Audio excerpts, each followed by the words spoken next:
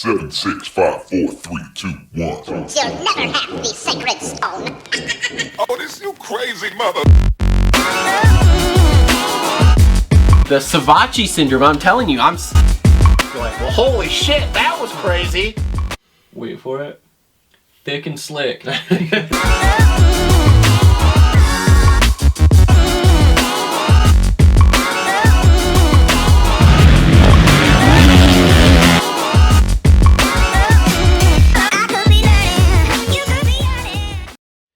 All right, what is up, everyone? Welcome back to another episode of the Moto Aftermath Show, presented by TLR Coatings and Premier Custom Trailers. This is episode number 153, I think. Are we 53? Are we 54? I don't know. Anyway, I'm in studio here, solo. Basically, you guys know how it works. This is not our normal day job. We don't get paid to do this. This is literally three guys sitting around bench racing. What ends up happening is normal real life comes into play here. So Cole was busy, but we might get him on the phone here in a little bit. Justin had some stuff come up with work, so he had to go and do that. So I'm here getting the show fired off. And on this show today, we're going to have, like I said, we're going to try to get Cole up on the phone. We're also going to call a friend of the show and now top 10 250 East Coast rider Kevin Moranz, get his take on the track and his take on a wild night of racing. Lots to cover. Before we jump into all that, please make sure to like, subscribe, and comment. It really helps us out with those likes and the comments. That way we can get some more views, get going here, and hopefully get some better equipment and some more video content up for you guys. Make sure to follow us on all the major social media networks. Like I said, Cole is posting a lot on the social media networks, which is great. He finds all sorts of tidbits that are really, really fun.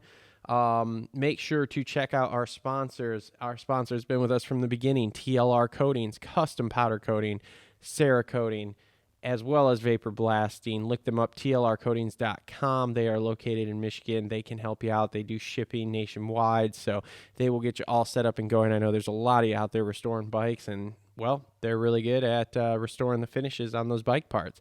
Also, make sure to look up our other sponsor, Premier Custom Trailers. Do you need a trailer, commercial or recreation? Premier Custom Trailers has what you need. They work with the best manufacturers in the industry and specialize in all your trailer needs. Sales, service, parts, or rentals, they do it all. PremierCustomTrailers.com, located 5 minutes south of Kalamazoo on US 131 in Schoolcraft, Michigan. They put the custom in customer service. So again, make sure to check them out. We will be getting a trailer from them in the spring, and we'll be doing a full review on it. So make sure to keep following the channel for that, because let's face it, I now have a 6-year-old that is going to be going to the races. Mom has her pit bike. Dad has his pit bike. Dad has his race bike. Dad has his practice bike.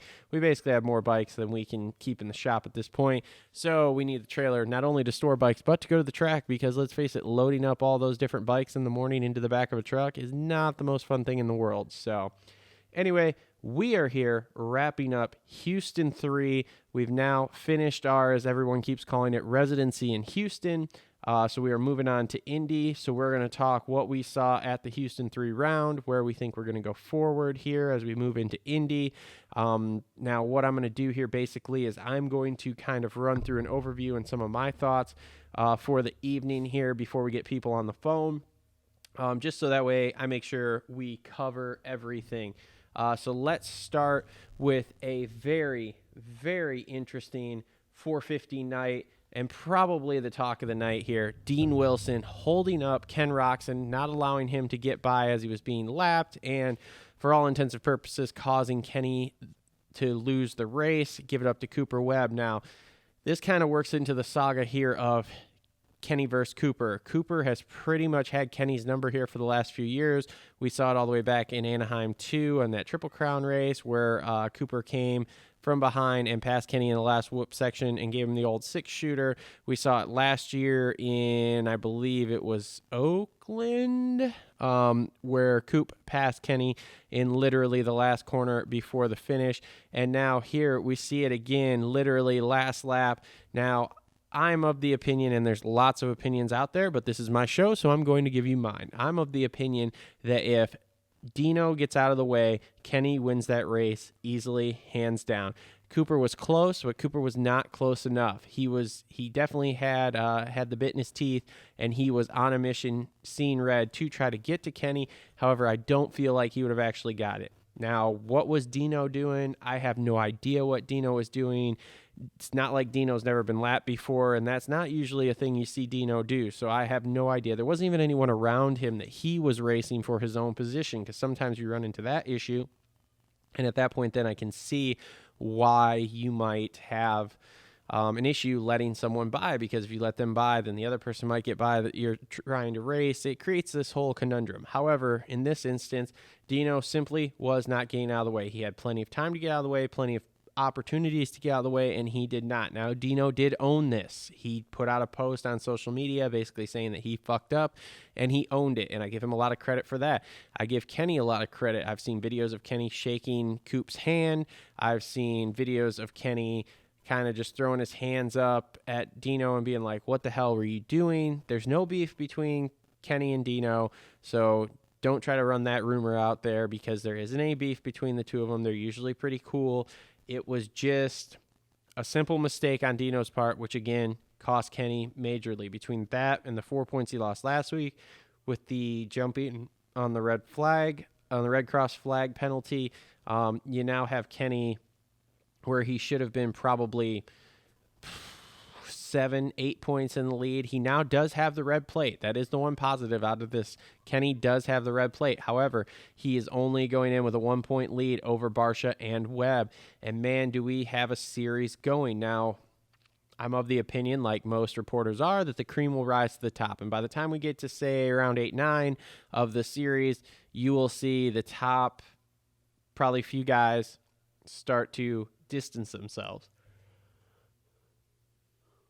However, for right now, we have a close one. Even Zach Osborne, who's had a rough go at it with a 10-10-9, he's been the fastest dude to go 10-10-9 probably in a lot of years. He is only 20 points out in 10th place. You have Eli is, I believe, 10 points, 8 points, something like that. Like I said, you have Barcia and Webb tied for second, 1 point back. Dylan, I think, is still in the mix there. AC is only a handful of points back. Sorry, I don't have the points right in front of me. I didn't put those in my notes, guys. But anyway, you have basically the top 10 of the 450 class all within 20 points of each other. We've had 3 races, 9 podium spots, 8 different dudes in 9 podium spots. The only person to repeat on the podium has been Ken Roxon at this point. I mean, it is impressive. So we will see where we go from here. You had Eli Tomac had a so-so night.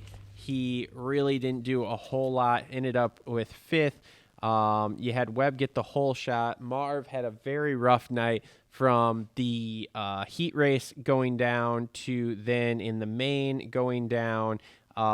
Just a lot of issues there. I mean, basically, and none of them really his fault. Got caught up in other things. I'm pretty sure Mookie took him down in the main by running out of whoop section there. Barcia went down in the sand last night.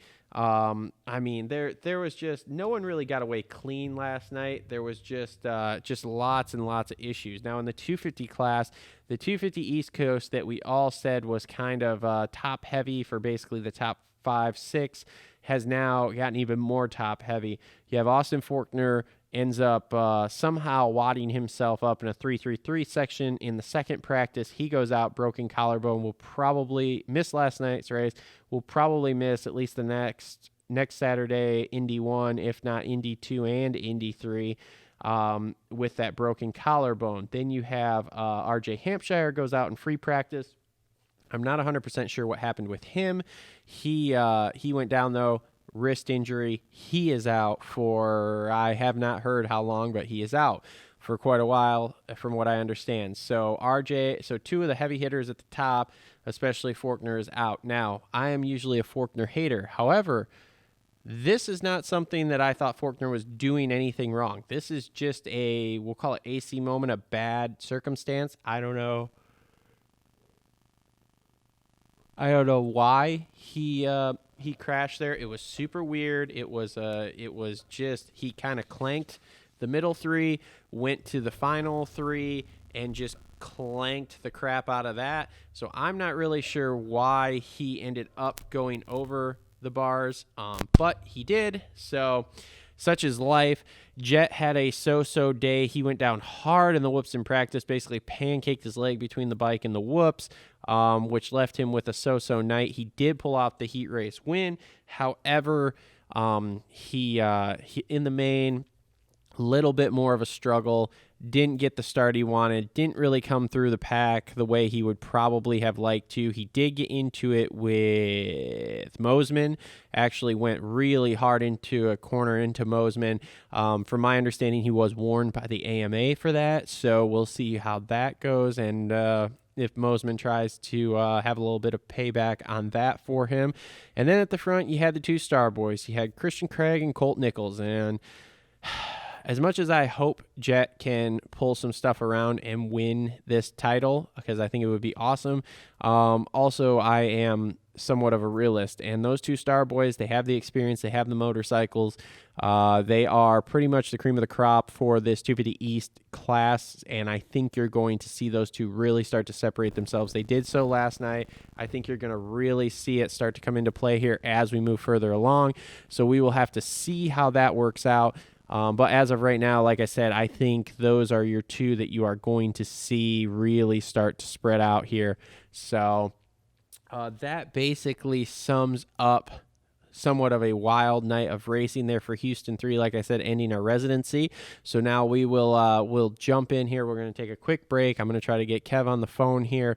We will talk to Kevin Moranz about his top 10, what the track was like, and going forward into Indy here.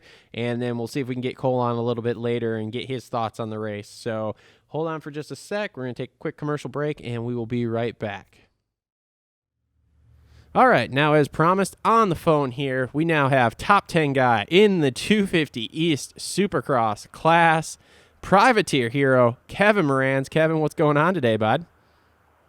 Not much. I like that intro. I like that top 10 guy intro there, bud. Well, I mean, bro, we keep knocking them down. Your boy Fork is out, RJ is out. I mean, we knock a couple more of these guys out, and then boom, we're like solid top 5, and we're just going, bro. I know, right? That's what people keep saying. They're like, dude, top 5's in the future. I'm like, let's do it. I have no problems going after that. Hey, man, you remember at the beginning of the year when you and I were talking, and you were like, bro, what are you thinking coast-wise? Because you follow this stuff pretty close. You think I should do East? You think I should do West? I mean, what's your thoughts on it? And I told you that I know absolutely nothing, but I was like, you should get in the first one because it sounds like it might be, not as many dudes. And then, boom, here we are. Lo and behold, we're in there. Yeah, exactly. Like, I think it was definitely the right choice. And it just worked out for me, too, because, like, clearly not having a set place to train, it would have just been more difficult to find a place to train for the next month. So I was like, screw it, let's just go racing. And, man, honestly, I don't know what I've done. It's not like I'm super prepared. But, damn, dude, I'm just like a different rider compared to last year. I think my confidence is just better. My starts have been absolutely killer. And, I've just been riding smooth and riding good. So as long as I stay on two wheels, stay out of the carnage, man, we're all about it. I mean, last night I could not quit looking at Ashley and being like, we're getting so much TV time. This is awesome. Like, every time I turned around, dude, you were on TV. I'm not even gonna lie. Like, over the last 3 rounds, I bet just myself alone has probably had, I would say, every bit of 5 full minutes of TV time. Oh, yeah, 100%. Like, you have been all over it. Even the podcasts I listened to, dude, even on, like, Pulp and stuff, they were talking about you, like, a lot. The Pulp Fantasy, you were big talk there because obviously not making the main the other day kind of got some dudes. I was probably getting shit on. Yeah, well, not really shit on. They were just like, well, he just got a little excited. They didn't. I was surprised because usually they shit on people when that kind of stuff happens, but it wasn't too bad. And they were actually pretty positive going forward of like, yeah, he should be up there. So you were getting some praise from some other people in high places.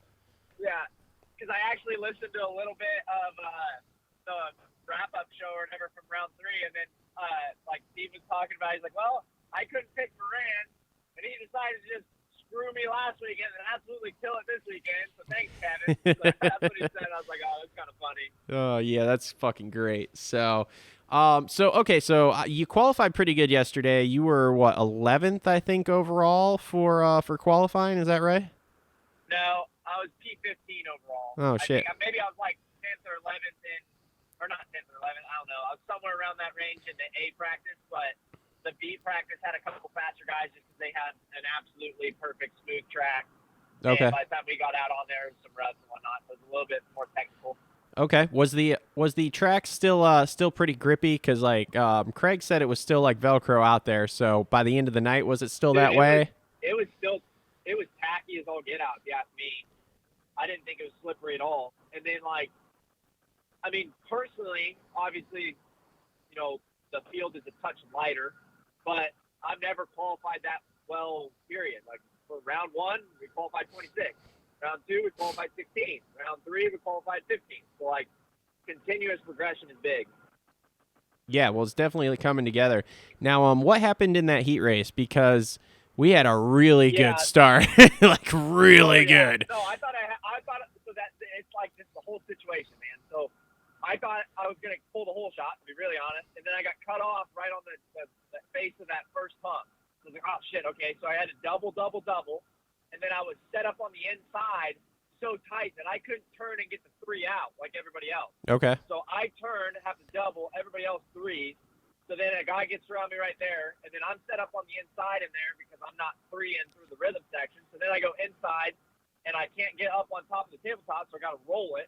So then another person gets by me, and then I come around through the sand. I get blasted, tear off before the whoops, and I get a shitty run through the whoops, and then 2 people cut me off on the inside in front of the whoops. So I'm like, I was just going backwards quick. I could not get my flow, everything like that. So I was like, all right, Kevin, like you're still like an 8th, like you're fine, or 9. I was sitting in 9th actually for a while. I was like, all right, you're fine. So I was trying to get around that Yamaha kid, and I could not get around him. Like, for whatever reason, he was not hitting the triples. Like, yeah. That's what was, like, made me so slow is he was doubling everything. Okay. And he was taking the main line that you need to take to get those big rhythms. So I was getting screwed over having to double with his lines, trying to find my way around him. And that's what allowed Grant to catch up to me so fast. So then I knew coming in the last corner, I'm like, Kevin, you're not getting past on the inside again. So I hugged my inside, slid just a little bit, which that's what screwed me, and then just tried to get to the finish line as soon as I could. But he, obviously being in the person right behind, like you're in a better position than the person that's trying to protect his inside. So he just went straight to the berm, cut down, and went, and actually got to hit the jump, which obviously allowed him to get the time over me, which sucked. But no, it's just straight up. I rode like crap in the heat race. Like that was not acceptable for me. So it is what it is. I couldn't find my flow. I couldn't get around that guy, so it's just part of it. But I knew as soon as I came over the finish line, I'm like, I was just like, dude, Kevin, like you got to be kidding me. Like you can't keep doing this shit. So I was like, just regroup. Like I didn't get pissed because I was like, you know, you're the fastest one in this LCQ that's about to happen. Oh yeah. Like you've already proved it last week. You made a stupid mistake, so just get out there, get a whole shot, run away with it, and don't do anything stupid like you did last week. And that's exactly what we did. Ran away with it. I wasn't even hardly trying. Like I was very relaxed, just like riding smooth. And then when I watched it on TV afterwards, I'm like, damn, dude, I was ripping. Oh yeah. But I wasn't trying very hard. I was just really smooth, really relaxed, breathing, and I just rode really well. So like I was happy with that. And then wada bing, wada boom, got ready for the main event and just sent it. Well, that's awesome.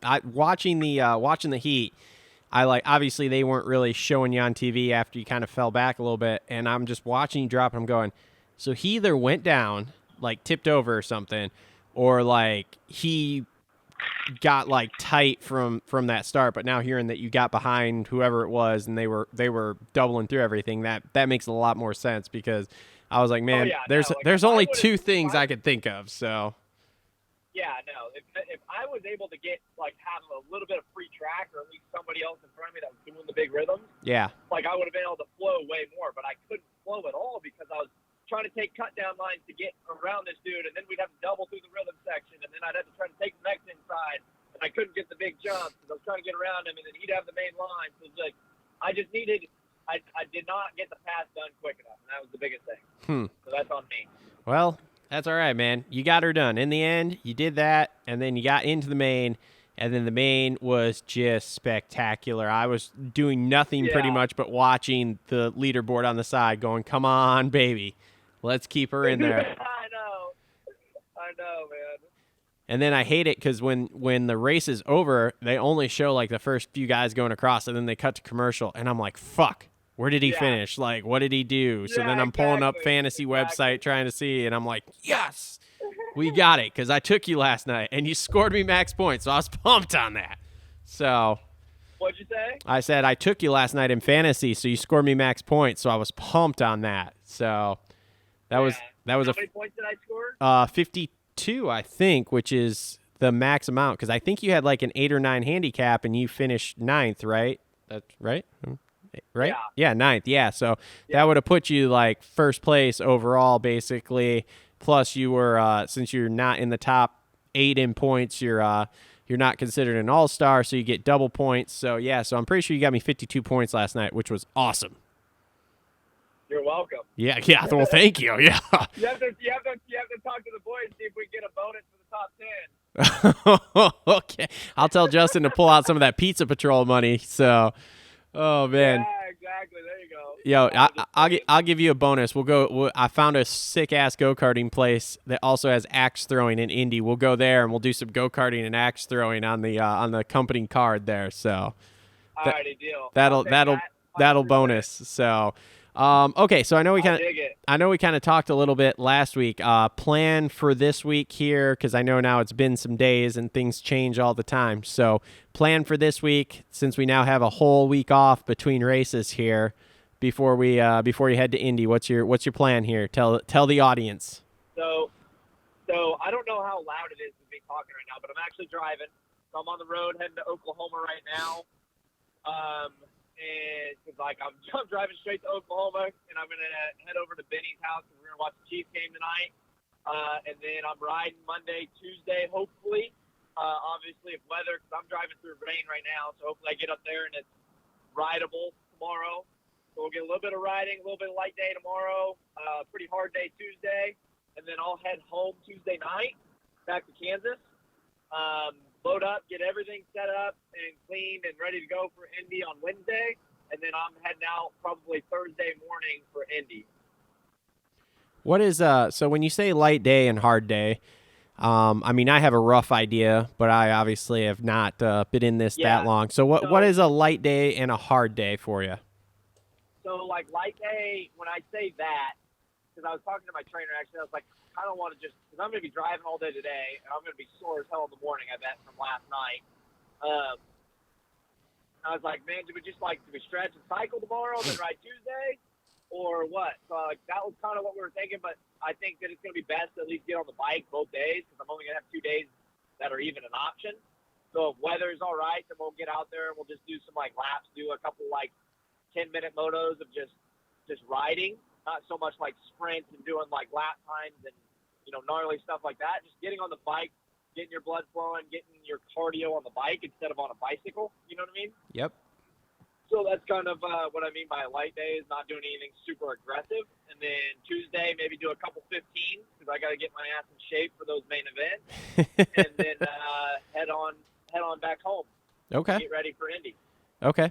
So now on Tuesday, when you say you do those 2 15s, do you do a 10-minute warm up where you go out and just shake everything down, make sure the bike basically isn't going to fall apart on you, and then you do 2 15s? Probably. That'll probably be what it will be. Okay. If that's what we end up doing. That's kind of what I would like to do. It's all going to depend on weather, because it's raining right now. Hopefully the track's not too wet. Hopefully we at least get some time on the bike. I don't know. I'm not really stressing it regardless. Some rest will always do you good. I mean, it'd be nice to get some time on the bike since we have a full week off. But in between Tuesday and Saturday, I didn't even touch a bike. So yeah. Well, that's okay. I think there's a lot of people that didn't. I've only heard of a few that did. So Cooper Webb comes to mind. Yeah. Of course, I heard Tomac rode on Monday. Somebody said that they went out Monday and he rode somewhere. which I'm like, wow, he was that. You know what that means? They were struggling. That 13th place was not in Kawasaki's favor there. Wait, so who? Tomac Got 13th? on the first round, yeah. Yeah. Oh my goodness, I didn't know that. Yeah, he got 13th, and I don't know. This is the problem with there being so many races this quick. I had it with Salt Lake City. It's hard to keep everything straight. All I know is he got 13th, and it was not a 13th of he was moving forward like he had crashed and was 20 seconds behind 21st place. It was a 13th. So yeah, it does not actually shock me that they were out testing and riding on Monday.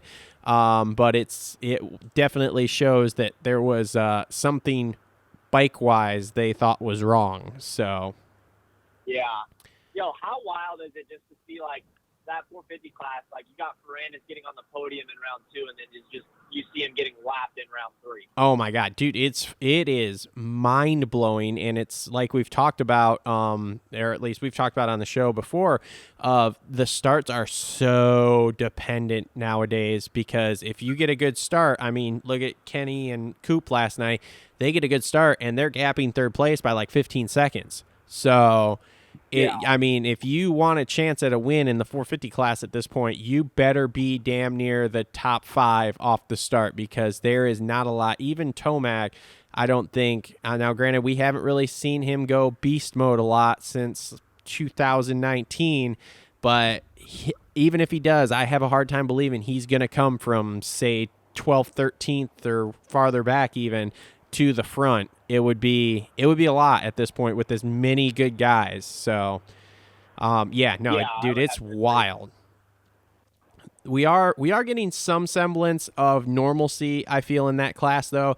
There's some guys, I would say a fair handful, that you're kind of seeing they're going to be somewhere in the 10 to 20 range almost every week, But then, like you said, you have guys like, I mean, you have Tomac was 13th in the first round. Last night he was 5th. I mean, he didn't really go anywhere last night. He was behind Mookie. He was stuck behind Mookie, and he didn't really make a whole lot of moves. Then you have like the guys that I feel like are rising to the top, and you can correct me if I'm wrong. I feel like Barsha, Kenny, Cooper. Those kind of guys are really rising to the top, and to be completely honest, I mean, I know Tomac won, but his other 2 races have just been so kind of that it's like I don't know if we're gonna see him up there all the time at this point. Where those other 3, I feel like even with Webb being as not great as he's been, I feel like last night we kind of saw the Cooper Webb of old, of like he got the bit between his teeth later on in the race, and he started coming. Now, let me ask you this. Have you seen the DEANO situation? That's what I was going to ask you about next, bro. What are your thoughts on that? I think DEANO needed to get the fuck out of the way. I would have to say, like, I've been in race situations. Okay, I can't say this for myself because I haven't been in a 450 main. But I don't know if Kenny was just yelling or if he was panic grabbing too, but you can 100% hear a panic grab. And that's what I do when I'm coming up and lapping people in the van and whatnot. If they think that, hey, Kevin shouldn't be in 9th or he usually is not 9th or anything like that, they don't think I'm 9th. I'm like, no, like, we're in 9th. Like, I'm panic grabbed, and they usually get out of your way. So, like, for him to be there, and he had to have seen blue flags the whole time too. So, like, he was very sincere in his post, at least as far as I thought, unless there's some KTM Husky tactics there. I really think that he did not know, but he should have. He definitely should have, because that really did screw Kenny. As much of a Kenny homer as I am, I 100% agree. He should have known. He should have looked around. I mean, like you said, you have gone by lappers. Hell, you've been a lapper before. You know when someone's behind you. There, and especially with you guys, you get blue flags, and you know how it is at the local races. We don't get blue flags. I'm slow. I've gotten past plenty of times, lapped by people in a 5-lap fucking local race that it's like these kids come up on me, and yes, I know from fucking when they're 5 seconds back from me, I'm like, oh, like I can turn around in the middle of the race and see, okay, cool, someone's coming. And then when they get closer, I can hear them. So, I don't know what the hell Dean was doing. I'm like you. I feel like his apology was sincere. I don't feel like it was on purpose. I don't think there was any sort of tactics going on there. I can't see that, especially this early in the season. Now, if you put that at round 16 or 17, then we can start talking conspiracy theories on team tactics there. But for right now, no, I'm out on that. But dude, DEANO, you got to get the fuck out of the way, because if DEANO gets out of the way, Kenny wins that race, because Cooper was catching him. But number one, there's a big difference between catching and passing. And number two, he was not close enough in that last lap until they hit that wall jump before the little double-double. And Kenny got all squirrely because he tapped the back of DEANO's bike. And then that's when Coop got him there, basically. So, and I've seen all sorts of stuff on the internet today about like, well, Kenny should have gone around him and all this stuff.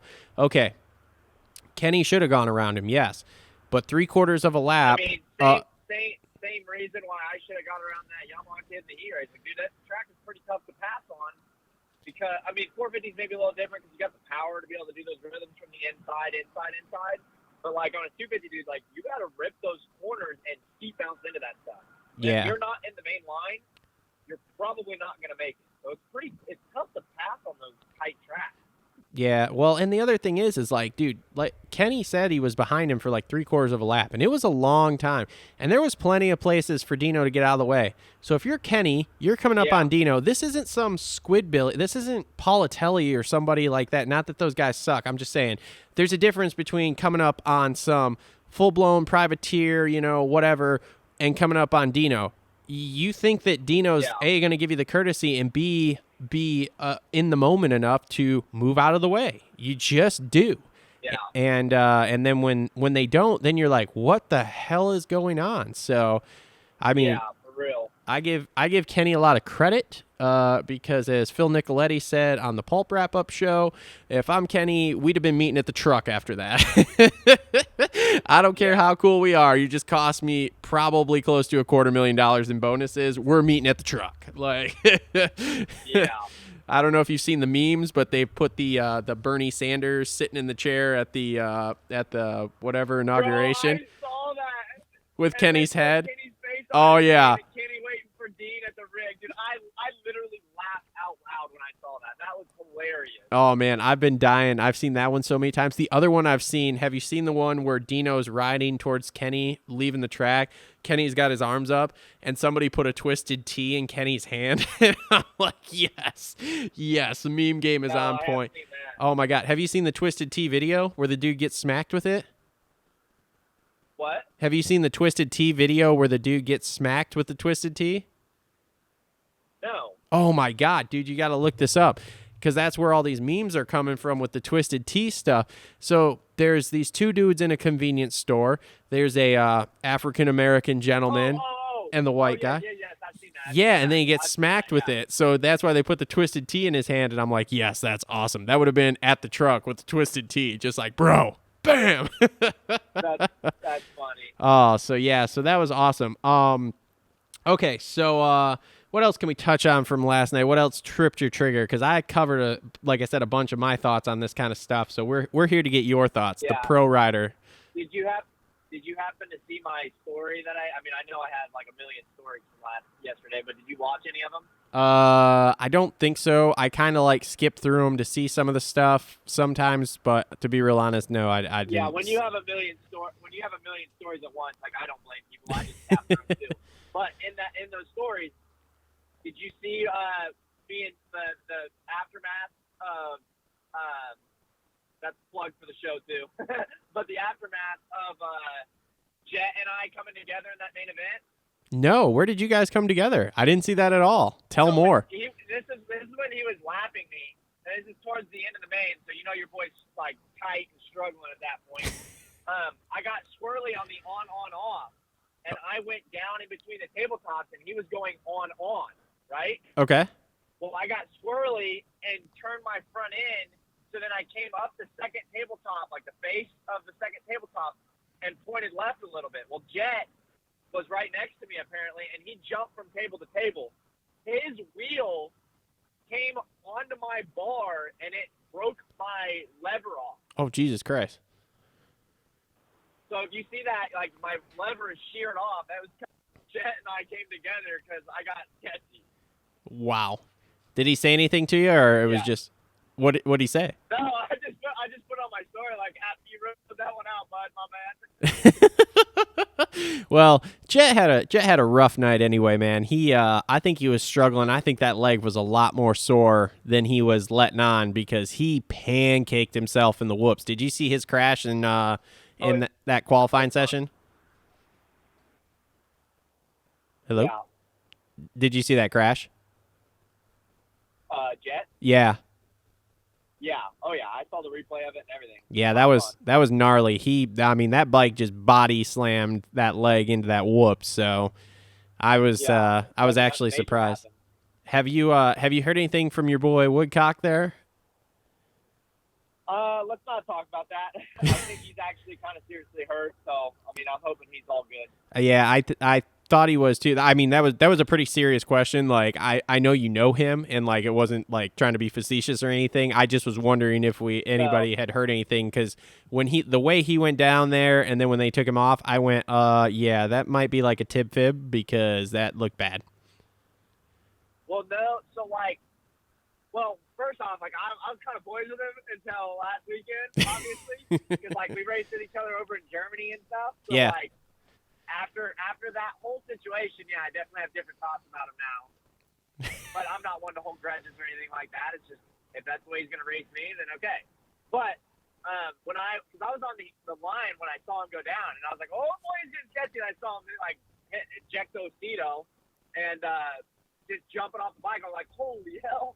But then, like, he laid there forever. Like, dude, like, it looked like you went straight over the bars to your feet. So I didn't realize anything until I went back and watched the replay after the races that night. And he missed his feet and came right down on his butt. So, like, at least from what I've heard, is he's got numbness in his legs and whatnot. So, I mean, I don't think anything's broke, but that is definitely some sketchy stuff. So Oh, that's terrible. I'm not sure, but I hope everything turns out good for him. Yeah, that's way worse than that. See, I thought originally it was a tib fib, and then my one buddy was like, well, they took him off on a backboard, and I'm like, yeah, but that still could be, I don't know. So, well, yeah, hopefully everything's good with him. I mean, we can't keep losing guys on this 250 East Coast. We're going to have like 10 dudes by the time we get to Vegas or to Salt Lake here. It's going to be a problem. Like, fuck. So, What'd you say? I said we can't keep losing dudes. By the time we get to Salt Lake, we're gonna have like 10 dudes at this rate. Like we gotta stop this here. So, yeah, bro. what about Max Volan's ride last night? What do you think about that, man? Dude, it's been impressive. I mean, for him to get aggressive with those guys at the beginning and give it back to Bozeman is kind of what I saw in the replays. I can't remember if that was the heat and the rain, but like that's impressive for a kid of his age. So I know all the guys were talking crap on him the last time we talked, but I mean, the kid's young. He's learning his first couple Supercrosses. I mean, he's on a factory KTM. He's got the team, so he should be doing that. I would hope he's doing that, but no, I think he's doing solid.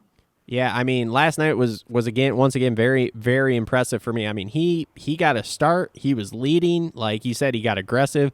I was super duper impressed with it.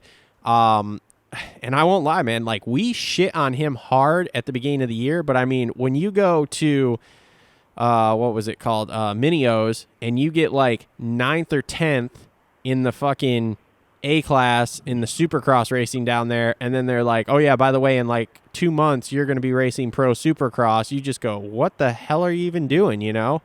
I mean, I would have said it literally about anyone. So, the fact that he has turned it around here and is doing what he's doing, I don't know.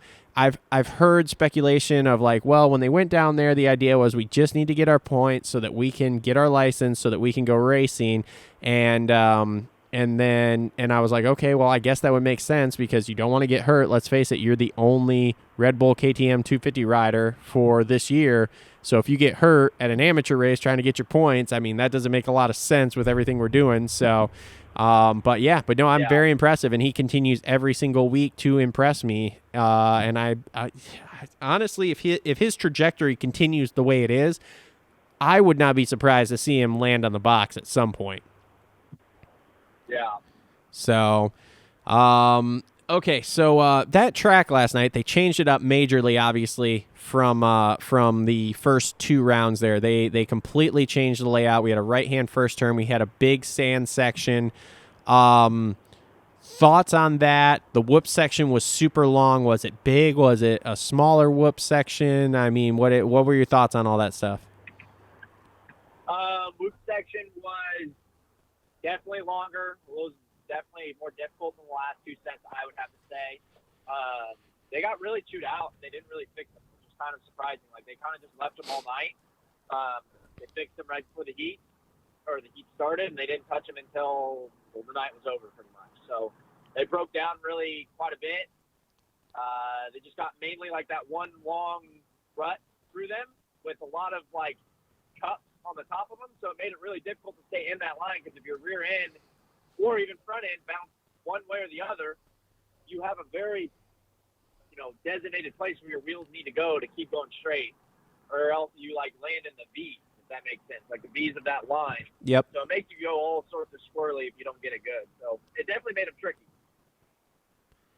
What about that sand section? How was that compared to the other night? Was it still deep and gnarly, or was it a little bit? The sand section, was it still deep and gnarly? Was it a little bit easier? Nope. I like that sand section a whole lot better than from round 2. Because I'm not gonna lie, when I was looking at the track map and they showed like a jump in the sand, I'm like, dude, this is about to be a shit show. But I was very happy to see that it was flat. Okay, all right. So we're going into Indy now. You've obviously raced East Coast before. What are your thoughts on Indianapolis, the dirt? I haven't really studied the track maps, so Indy will break down worse than Houston, I bet. Yes. I've only been there once. That was the location of my first ever main event in 2019. I did not get to race there in 2020 because COVID canceled that round. Yes. But I'm excited to go back. I love that stadium, and it's gonna be interesting to say the least.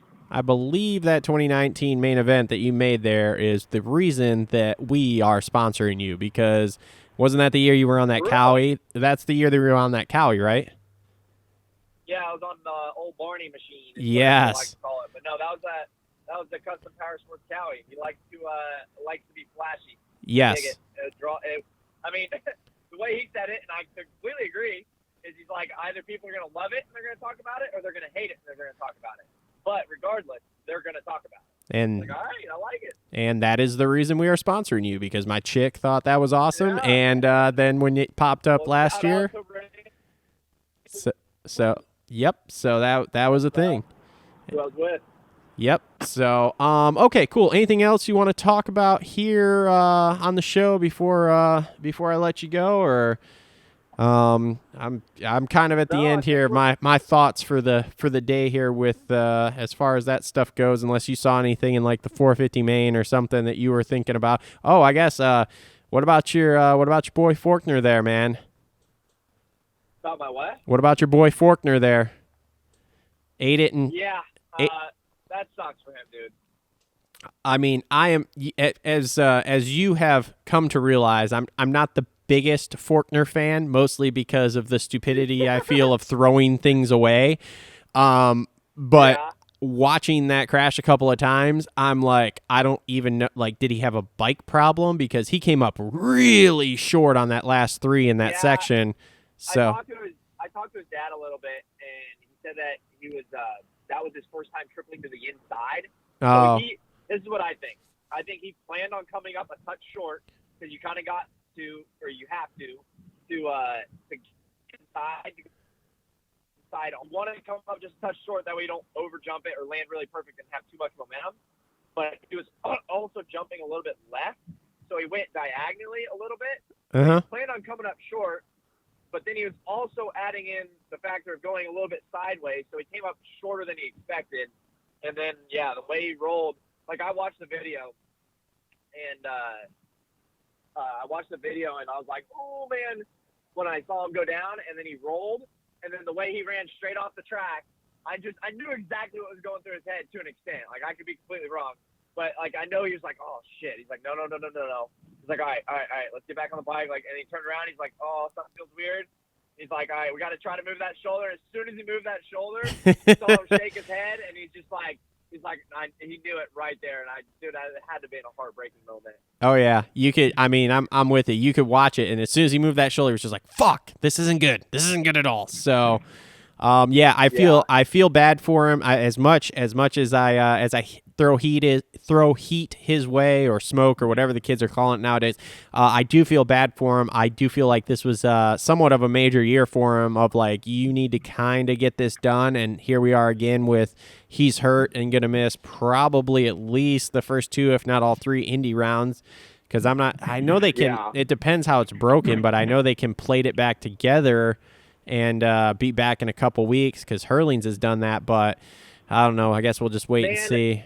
This is no information from him or his dad or anything like that, but I would almost assume, like, dude, he's out of the championship. Like, what is the point of having him come back to Supercross and risk it? Like, I bet I don't know this, but why don't they just give him the 4 weeks or whatever he needs at least probably to heal up, throw him on an outdoor bike, and just get him going for outdoors? You know what I mean?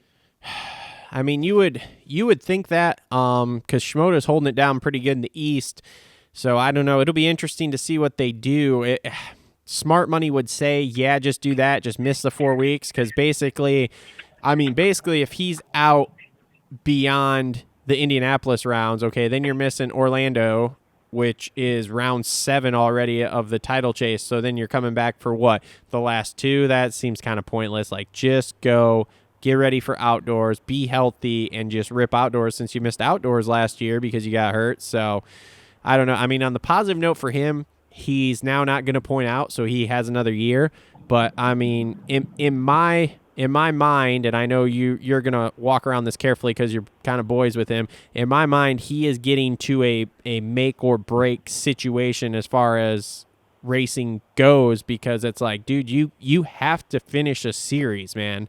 Like, you cannot continue to hurt yourself like this. And like I said, I don't feel like yesterday was one of his crazy, stupid moments where he was trying to, squeeze an extra 100th out of a lap and bid it, and he shouldn't have been doing that. I just feel like it was almost AC-ish of like just wadding it up, and it was kind of just a stupid thing that really shouldn't happen, but it did type deal, and just kind of bad luck. So I don't know. We'll see what happens, but definitely a bummer for the series and for him moving forward here. So. Yeah, absolutely. So, all right, man. Well, I think that's all I got for you for the show for this week. So, enjoy your week of somewhat normalcy here of riding and training like we used to do between rounds, and we will actually see you in Indy here for the race next Saturday. Yeah, for sure. All right. Thanks, bud. Kevin Moranz on the Moto Aftermath Show here, and we will see if we can get Cole on here and be right back. All right, and now as promised on the show, usual co-host was out of town here. Cole Uggetti. Cole, what's going on, man? Oh, not a lot, man. Been doing a little fantasy football, so watching the Buccaneers just put it to I wouldn't say put it to, but just put the win in on the Packers. Speaking of fantasy, so I'm starting to see what that Tom Brady hype's all about. Oh, good God! Speaking of fantasy, though, I'm putting it to you boys in fantasy this year. We're 3 rounds, and I'm not worried about you. Hey, I would just like to say, I won my money back on Industry Idiots already. No way. Yeah, dude. Houston 2. I was 4th overall in the Industry Idiots League. Well, maybe I'll get there at least. Yeah, that's a goal of mine. Just get my money back in that league, and I got a few more chances to do it, so we'll see. I was say we got plenty of time, but yeah, I was pretty pumped. I was going through looking at the individual scores, and I was super impressed that I was 4th overall the other day, and then I scored like 30 some more points last night, and I was like 28th, but I'm 7th overall in the league right now. So like if the league ended, I'd win $950. So I'm pretty pumped. Oh, that ain't bad. I mean, if you can keep it working. Yeah, I mean, I'm hoping. Working. Well, I'm coming for that ass. Don't worry. Hey, that's all right, man. Like I said, I'm hopeful, and I'm not trying to win week by week right now. I'm trying to overall be decent for the year. So I had one shitty round, and I went conservative this week to kind of get back in the game, so I'm gonna go that route a little bit and then start sending it a little harder.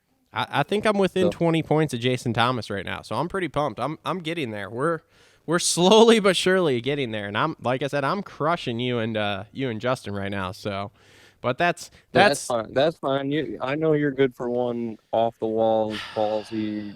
that's what I've R-word pick.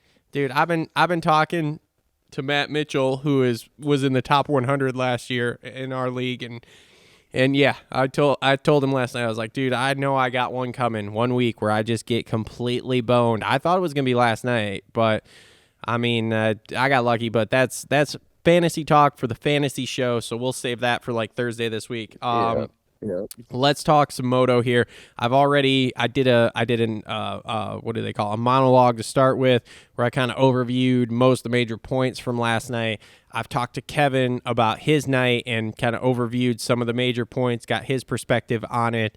Where do you want to start, man? It's pretty much dealer's choice here as to what you want to talk about. Well, first off, I wanted to congratulate Kev on his top 10. He called it. He told us right on the phone he's getting a start, and he was there both times. So, yeah, Kev, he put it in for us, and I'm still looking for a hole shot. I believe he can do it, and we're gonna be stoked once it does happen. But yeah, man, when they had the camera on him in the LCQ, he looked pretty damn good. The best part was he said he felt really, really good. He said he didn't feel like he was pushing or over his head. He was just out there cruising. So, good. And with a depleted field like this too, I don't want to take any credit away from Kevin, but getting a top 10 and a couple of the guys out, it's really opened up the door for a lot more guys to start proving themselves and getting some TV time and getting in front of some eyes. So 100%. What's up? I said 100%. Absolutely right. So where you want to go from there? What do you want to? I mean, you want to go to the talk of the night. You want to talk about Wilson. You want to go to? Yeah, we can start with the 250s and go through. I mean, I just put the race back on right now.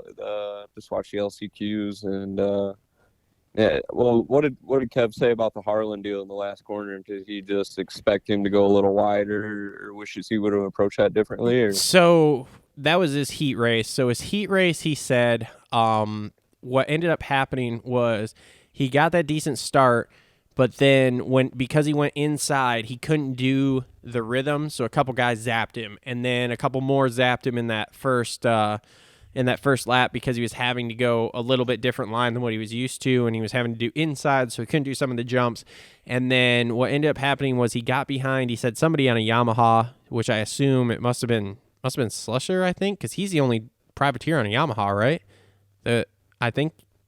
Yeah, Schlosser or something. Yeah. Like that, maybe. So I think he got behind him, is what he said. He wasn't really sure. All he knew is he was behind some dude on a Yamaha, and the dude wasn't doing like the big rhythms, and he couldn't get around him. So that's why you saw him just slowly like fade back there.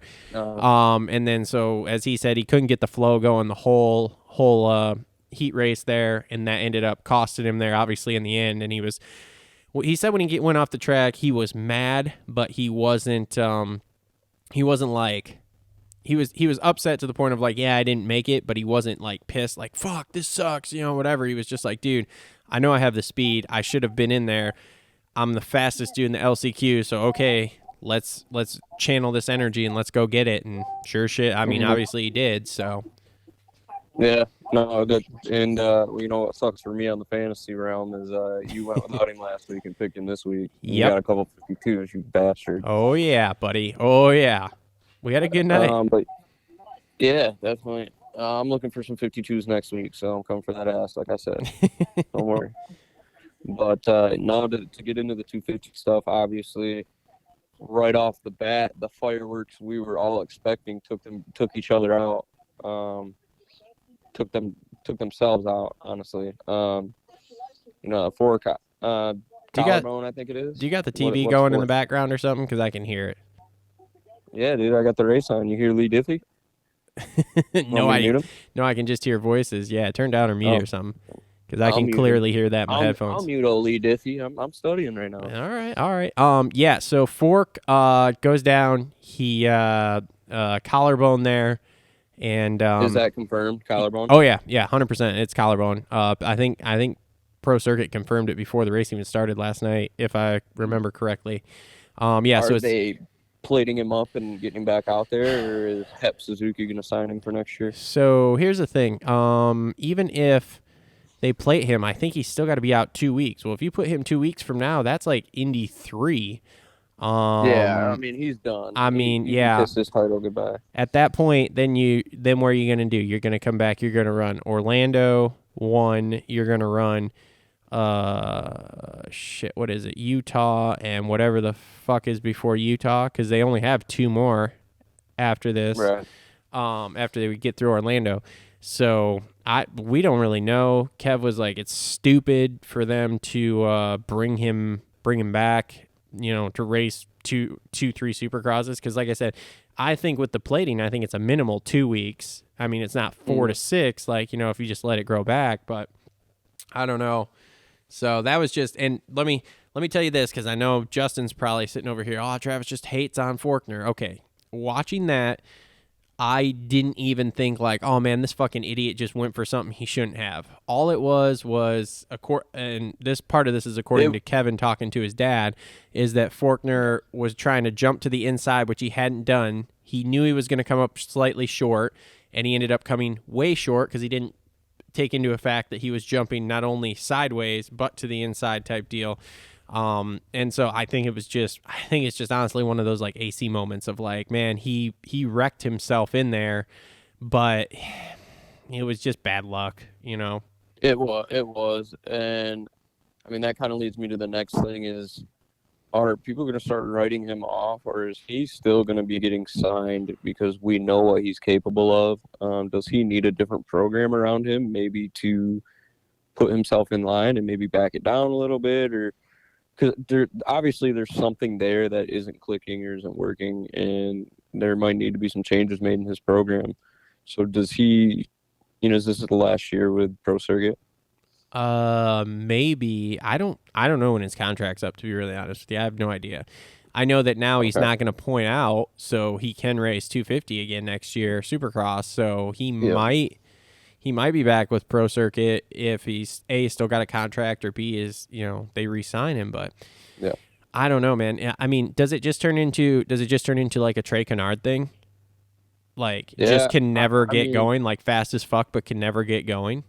Yeah, it's very like Cincerillo-ish for the first part of his career too. So, I don't know. It'll just be interesting to see. Like I said, I think there needs to be something in his program changed, whether it be the team atmosphere. Maybe there's too much pressure over there on him. Obviously the girlfriend thing. We can go down that rabbit hole, but I mean, there's just something there that's not working. Yeah, I mean, after the crash yesterday, though, like in my mind, I start to go in, because before it was always like the 2 years before here, it has been literally on him of like, excuse me, like, dude, you're pushing too hard in qualifying. Look what you did. You fucked yourself. You're pushing too hard in the race. Like, settle in. This yesterday was just like pure bad luck. And then it's like, okay, was everything else? Did it just is it just bad luck? Like, he's fast, but then it just turns into bad luck. Like I said, it's almost turning a la Trey Kennard-ish of like, he comes back from injury. He is the fastest dude. Everyone hypes it. It's like, dude, he's going to fly. He's going to win races. And then, but then just can never stay healthy. I mean, I don't know. I'm just trying to look at history and watch history repeat itself. And, all signs point to something like that. So I don't know. But I think his rope's getting short here.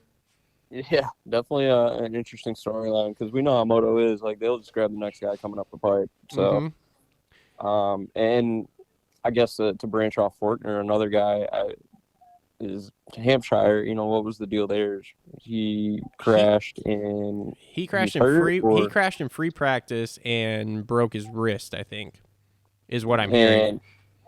I mean, just all I'm gonna say is that's who he is. Oh yeah, 100%. Like I've been saying, he's raw, dude. Like, you watch those first 2 rounds, dude. It was fucking wild and raw, and he was all over the place. And is he fast? Yes, but he's right on that razor's edge. Yep, and I was hearing some stuff too. It kind of sounds like he's a dick off the track. I didn't really know that, but him and Craig are supposed to be buddies or whatever. Yeah. And Craig ran in on him, cut his hand open, and Craig was apologizing or something, and Hampshire like kind of smiled and was half-ass joking, but not really joking from what Craig said. This was on Paul. I'm sure you listened to it, and he was like, "You better pay for my hospital bill or something." Oh yeah, I heard And that. Craig's dusty ass Venmoed him $200. Yeah, I did hear that. Like, Yes. come on. Oh, it's awesome.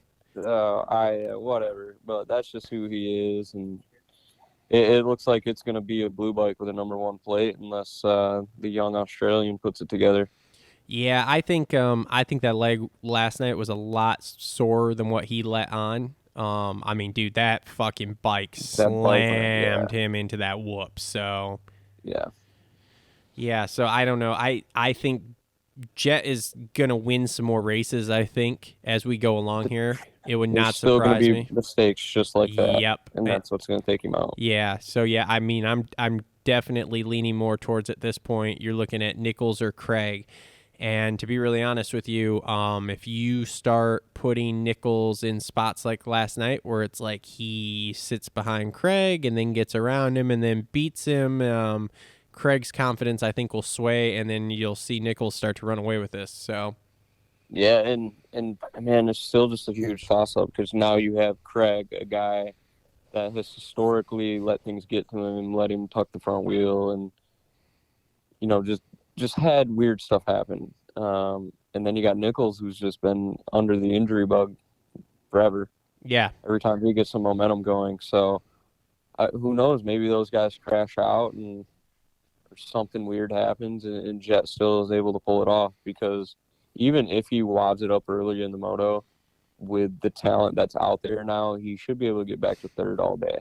Well, maybe Jet wins it, or maybe we get Schmoto walks into a title by accident, or we all just look like fucking idiots and Max Voland wins a title. Oh my god, dude, was he not impressive to you last night? Are we not all eating shit right now because of the shit we talked? A lot of crow, and I picked him in fantasy.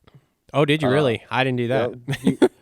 He was a 0. 2 dudes were out. He's been in the top 10 every week.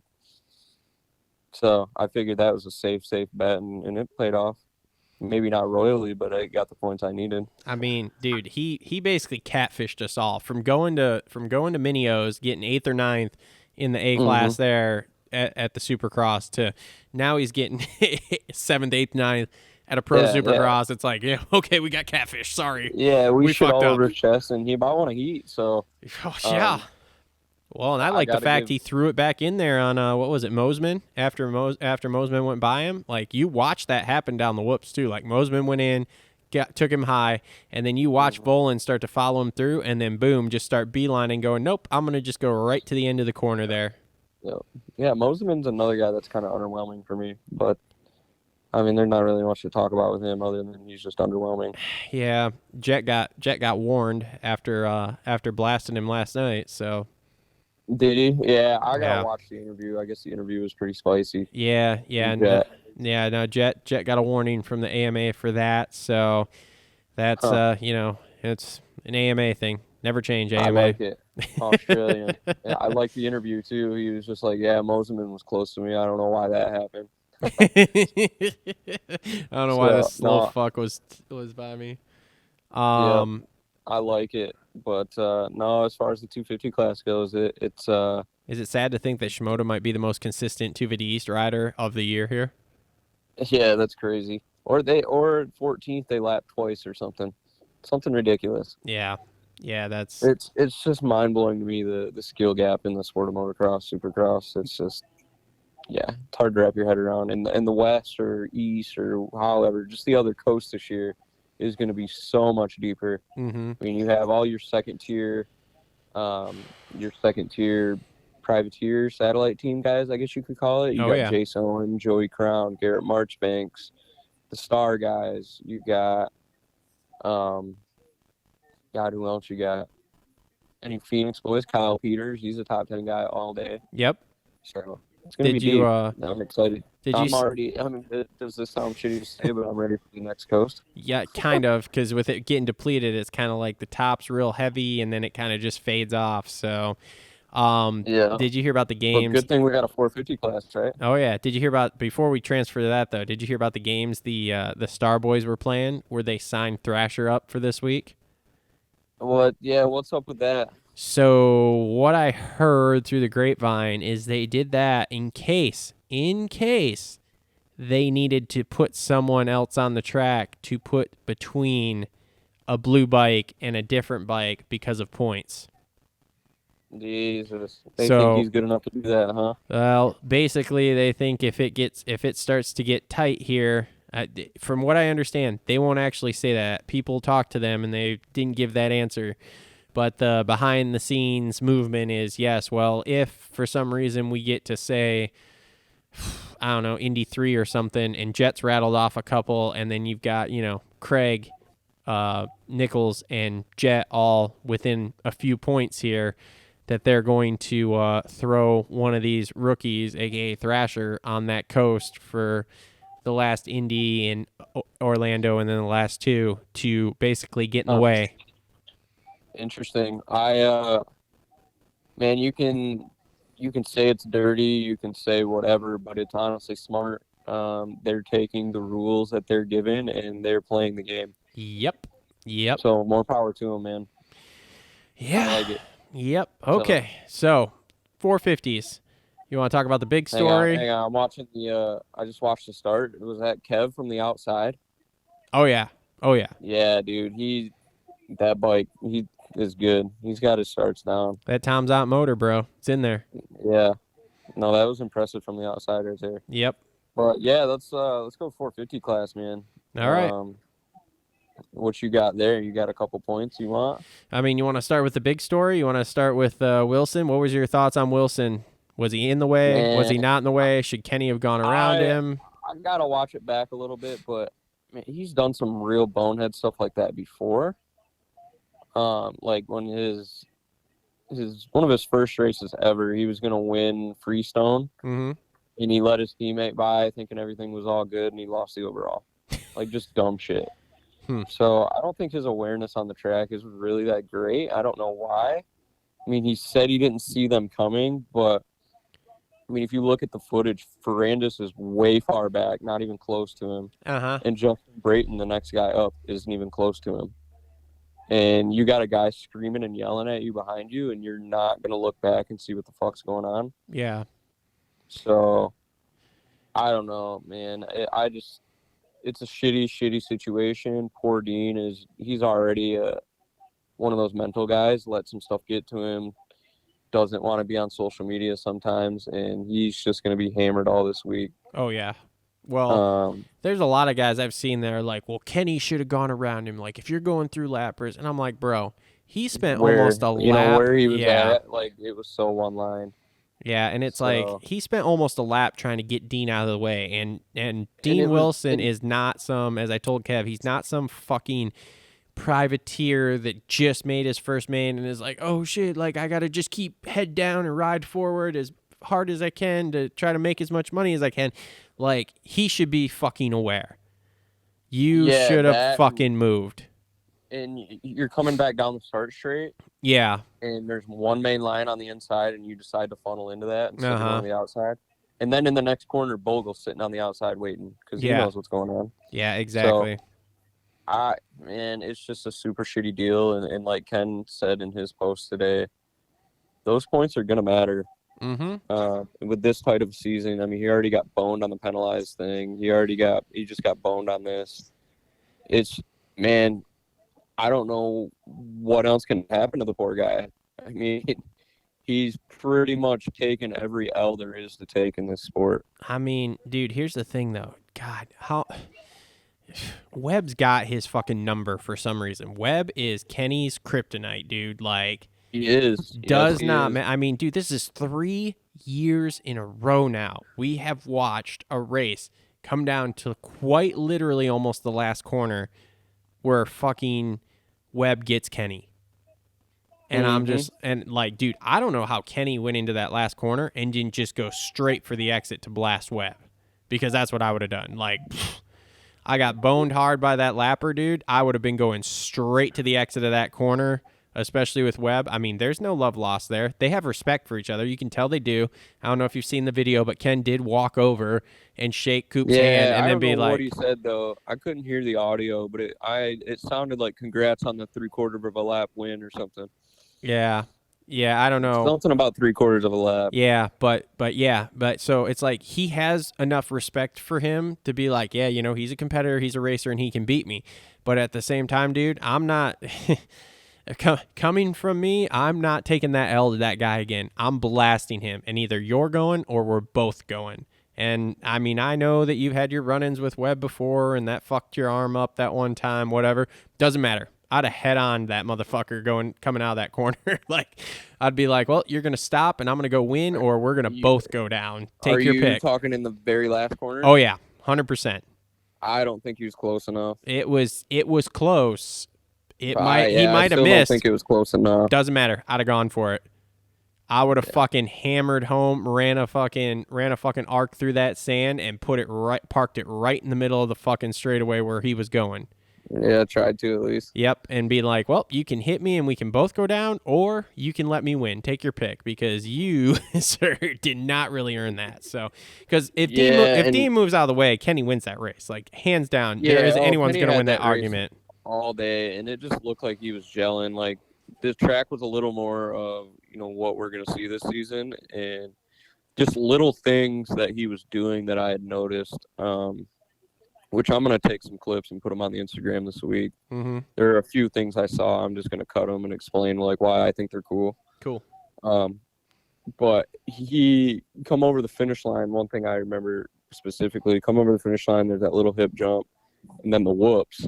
He was jumping out on that hip jump a little bit, landing, compressing the forks, kind of bunny hopping the bike into the first whoop, and then jumping through the whoops. And I just thought the littlest things like that was so badass. And then another thing he was doing, if you go back to the sand section, he was coming into the sand section. There's these 3 little bumps and then into the sand. He was hitting the first one and then just tapping right across them.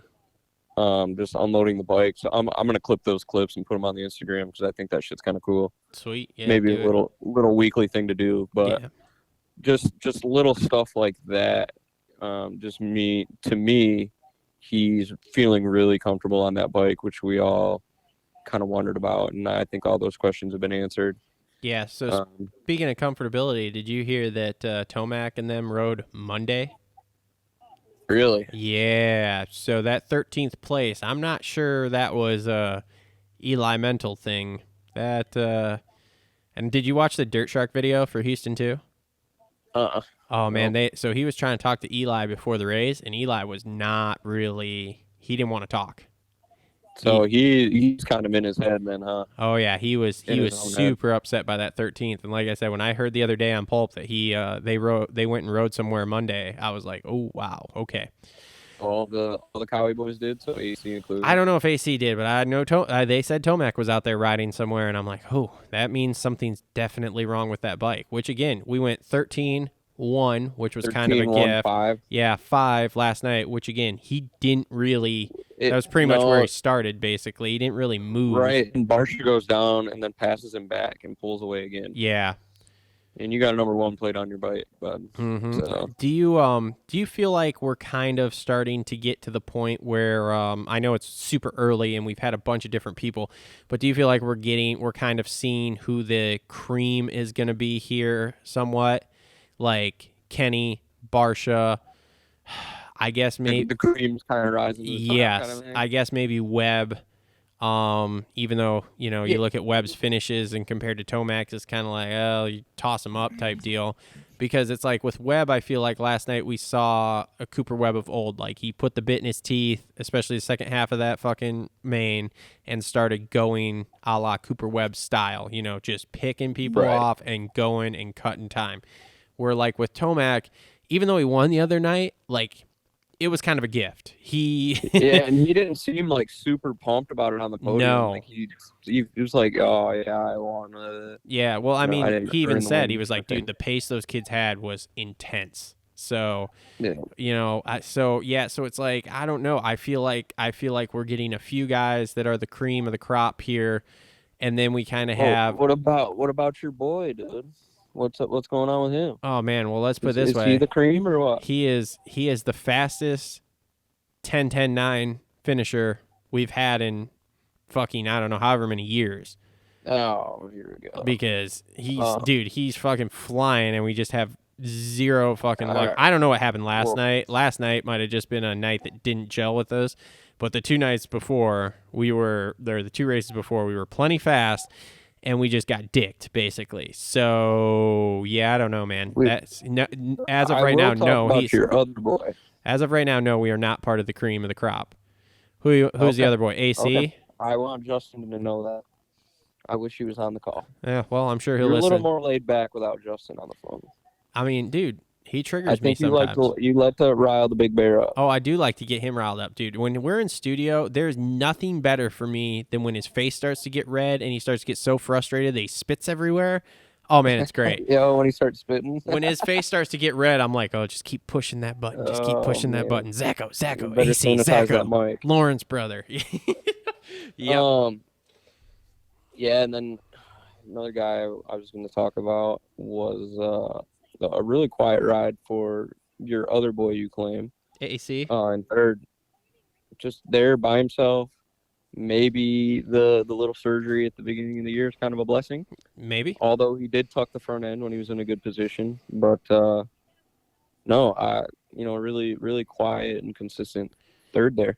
I mean, first round, fourth, third round, third.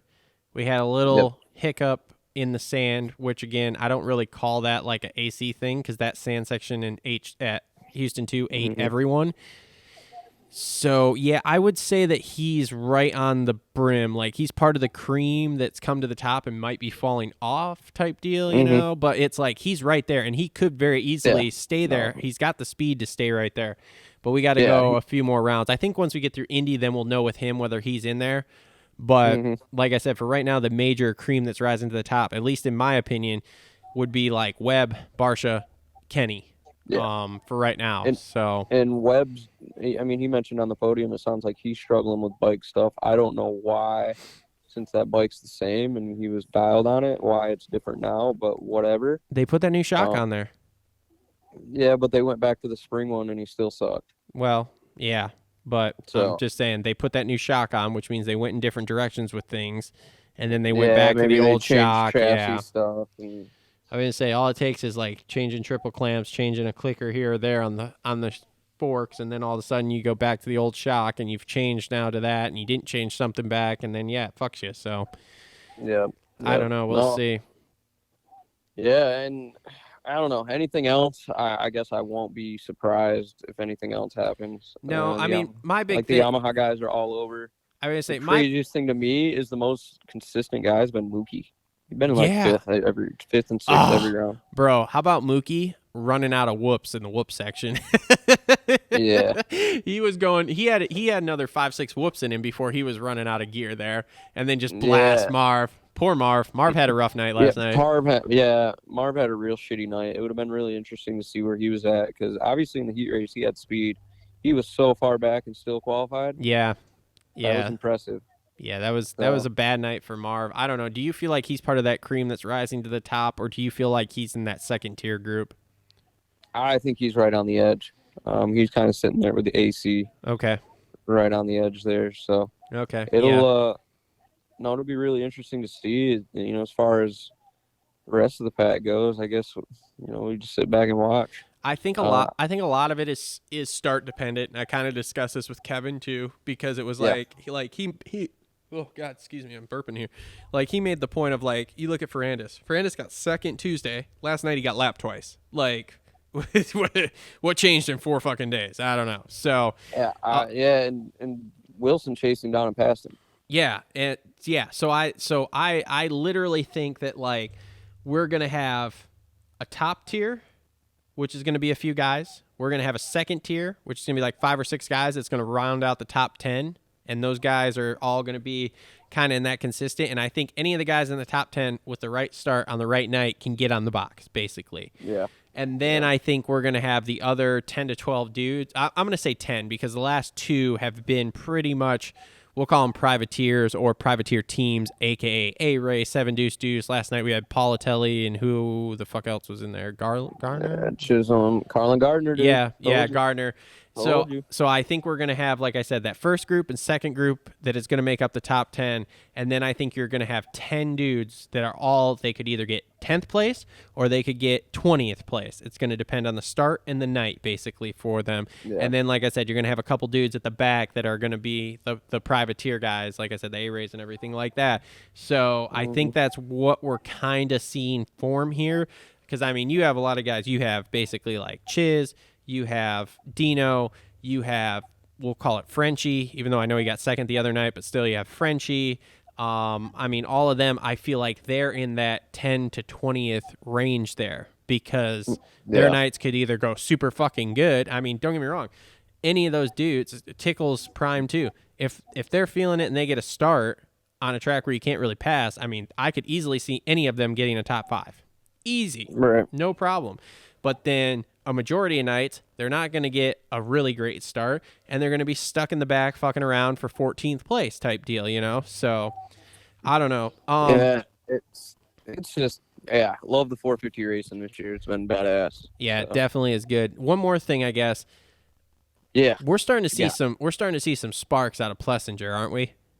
I'm not the only one noticing this, right? Another great ride for him. I picked him in fantasy as well. Yeah, so I had him too. And I'm glad they didn't decide to fully dock Wilson. Yeah, that was wild for a bit last night when they were going to dock Wilson 6 positions. Yeah, and that would have been bullshit. Yeah, that was bullshit. I mean, I'm just sitting here going, AMA never change. Like, you're going to dock this guy like that's 6 spots? Complete bullshit. Yeah, I don't even understand where they came up with that. Like, what are you even, I don't know. I don't know. That was a weird thing. So, all right. Anything else? I got a couple things I want to talk to you about off air here after we cut the recording. But anything else race wise? Are you going to Indy at all for any of them? I'll be at the second Saturday. Okay.